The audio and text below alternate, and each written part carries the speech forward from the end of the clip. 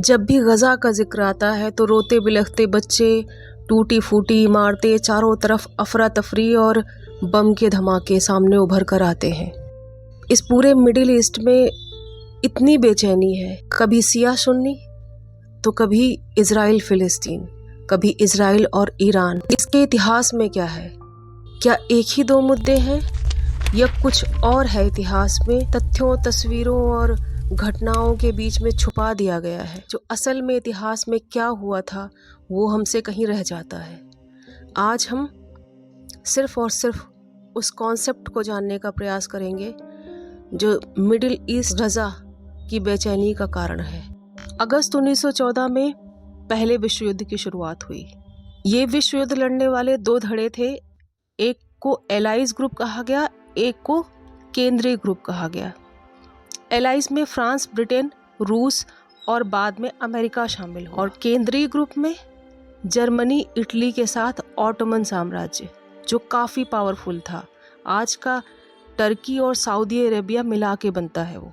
दोनों ही ग्रुपों का मानना था कि कुछ ही महीनों में ये विश्व युद्ध समाप्त हो जाएगा, पर ऐसा हुआ नहीं। ये काफ़ी लंबा चला। इसकी वजह से रिसोर्सेस खत्म होने लग गए तो जोड़ तोड़ का दौर शुरू हुआ। ब्रिटेन हमेशा से उसमें माहिर था। जोड़ तोड़ के लिए जमीन भी मिडिल ईस्ट में पहले से मौजूद थी। फिलिस्तीन का जेरूसलेम 3 धर्म, मुस्लिम, ईसाई और ज्यूज यानी यहूदियों का पवित्र स्थान माना जाता था।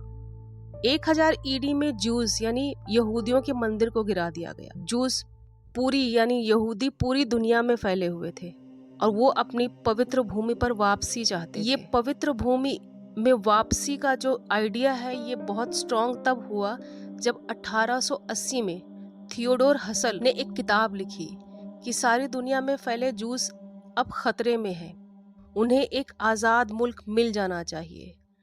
इसी से जूस की एक शाखा निकली जिसे ज़ेनिज़्म कहा गया।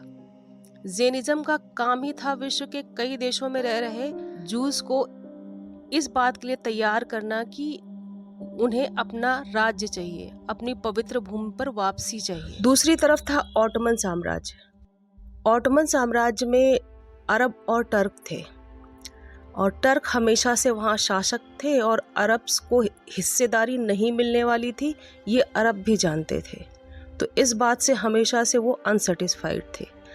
अब टर्क्स जर्मनी के सपोर्टर थे और अरब्स क्योंकि उन्हें सत्ता में हिस्सेदारी नहीं मिलने वाली थी, अब वो और अधिक अनसेटिस्फाइड तब हो गए जब टर्क्स ने अपना राष्ट्रवाद, अपनी भाषा और संस्कृति अरब्स पर थोपने की कोशिश की।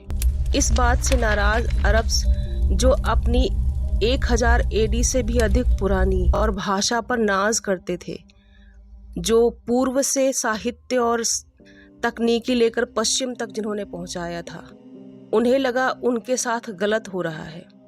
अपने राष्ट्रवाद को, अपने एक अलग राज्य को, अलग देश को बनाने के लिए वो अंग्रेजों से मिल गए। अरब्स का नेता फैजल बना। फैजल के पास अच्छी और ताकतवर सेना थी जो ब्रिटिश के लिए काफ़ी महत्वपूर्ण थी। इससे एक बहुत अच्छी चीज़ अंग्रेजों के लिए हो रही थी कि उनके सारे कार्यों को एक मॉरल बैकअप मिल रहा था। वो कैसे? वो ऐसे कि अब वो राष्ट्रवाद को सपोर्ट कर रहे हैं। इस बात के लिए वो मॉरली पूरी दुनिया के सामने अच्छे साबित हो सकते थे। दूसरी तरफ अंदर ही अंदर जहां वो फैजल को और ज़ेनिज़्म को अलग देश देने का वादा कर रहे थे, वहीं फ्रांस से मिडिल ईस्ट को 2 हिस्सों में बांटने की साजिश चल रही थी। जहां बेलफोर्ट डिक्लेरेशन जूस के साथ किया गया, वहीं असल संधियां फ्रांस के साथ की गई, जिसमें उसने ए और बी 2 हिस्सों में पूरे अरब को बांट दिया था। एक हिस्सा फ्रेंच को जाएगा युद्ध जीतने के बाद, एक हिस्सा अंग्रेजों को जाएगा। जहां अरब और यहूदी दोनों इस गफलत में थे कि जैसे ही युद्ध समाप्त होगा वो आज़ाद हो जाएंगे, उन्हें अपना अपना मुल्क मिल जाएगा। पर ऐसा होने वाला कहाँ था? वहाँ तो कुछ और ही चल रहा था। युद्ध समाप्त हुआ, अमेरिका की मदद से एलाइज ने युद्ध जीता।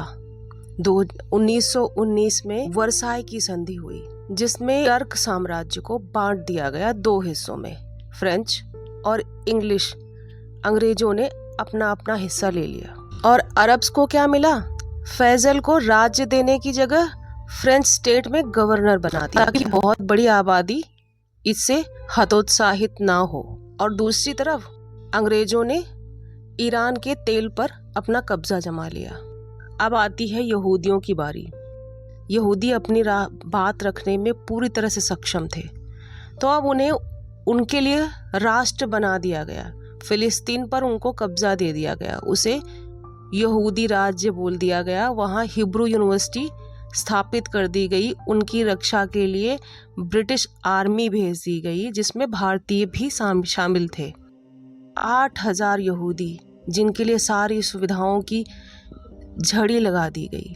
और वहीं सदियों से रह रहे अरब्स को वहाँ से बहुत बड़ी संख्या में निष्कासित कर दिया और वो विस्थापितों की जिंदगी जीने लग गए। 1930-40 के दशक में जब हिटलर ने बहुत बड़ी संख्या में यहूदियों का कत्ल करना शुरू किया, तो वहाँ से बहुत बड़ी आबादी फिलिस्तीन की तरफ मुड़ी और वहाँ और बड़ी संख्या में अनरेस्ट और आतंकवादी हमले शुरू हो गए। इसे हालांकि अंग्रेजों ने रोकने की कोशिश की, पर अब बहुत देर हो चुकी थी। तो अंग्रेजों ने फिलिस्तीन को इजराइल नाम से एक अलग मुल्क बना दिया और वहाँ से 1948 में एग्जिट ले ली। हमेशा की तरह उनके छोड़कर जाने के बाद दर्द, आतंकवाद और दुखों का एक दौर शुरू हुआ, जो अब तक जारी है।